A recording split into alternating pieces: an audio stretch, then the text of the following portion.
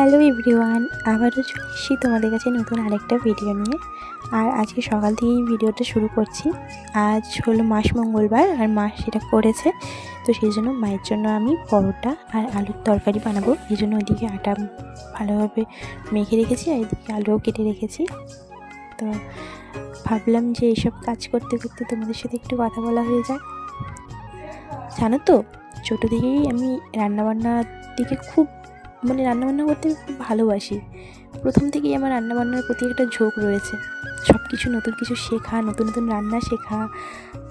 ছোটোর থেকেই মা জেম্মা কেউই আমাকে খুব একটা আগুনের ধারে যেতে দেয়নি, কাজ বাজ কিছুই করতে দেয়নি।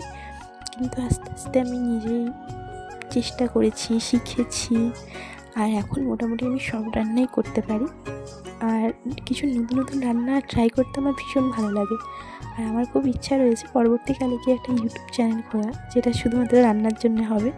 কিন্তু এখন সেটা সম্ভব হয় না, কারণ বাড়িতে কোনো ভালো রান্নাঘর নেই যেখানে ভালো ব্যাকগ্রাউন্ড থাকবে বা ভালো ক্যামেরা কোয়ালিটি আসবে বা খুব সুন্দর লাইট পড়বে, সেরকম কোনো জায়গা নেই।